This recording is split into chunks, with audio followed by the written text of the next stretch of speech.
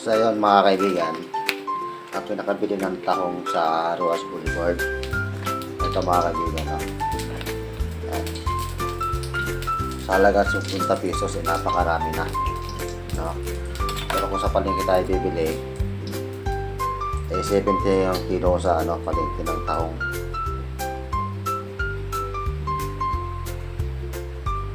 Ayan, gigisahin na natin mga kaibigan. Ayan, parang french fries ang lalaki ng gayat ko ng luya. Lalaki.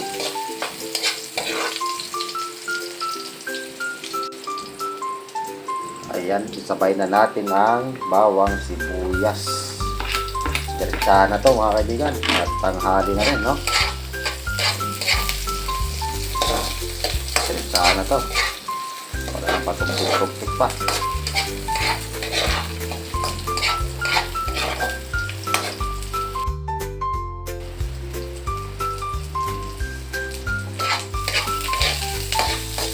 Ayan, mapula-pula na yung bawang sibuyas saka yung luya.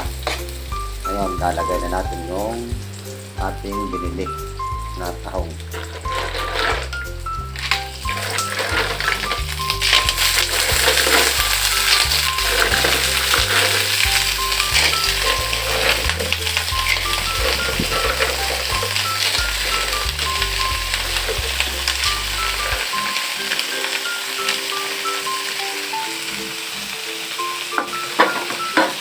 Ako hindi naglalagay ng dito mga kaibigan ng asin dahil mahalap na ito pagka naluto. Nagsasa ko ito kaya hindi ako naglalagay ng asin dito. Ngayon lalagay na natin ng mati sarap para lalong sumarap. Then lagyan na natin ng paminta.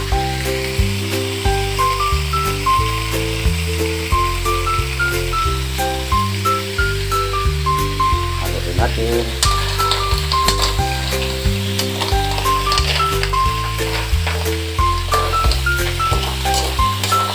at takpan.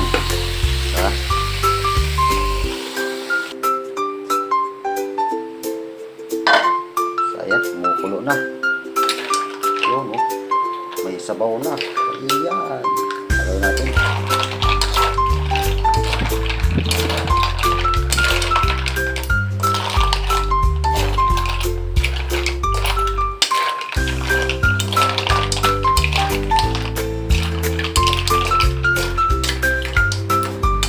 Isang kulo pa ito mga kaibigan, isang kulo. At tayo kakain na. Takpan natin muna ulit. Ayan. Kulo na. Ito na ito sigurado. Sa halagang 50 pesos mga kaibigan, no? Napakarami. Sa mga gustong bumili ng tahong para makamura kayo, sa Ruas Boulevard po kayo pumunta. Mura ho ito. Isang takal ho ito. Halagang 50 pesos. Sulit.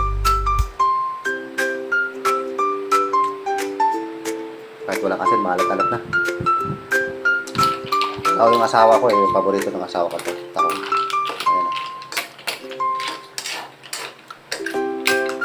Pero kung nandito yung asawa ko, yung dalawang takal dito, punong-puno na.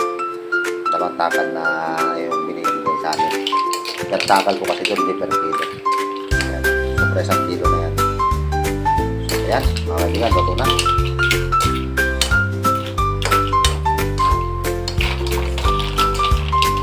Okay guys, thank you for watching.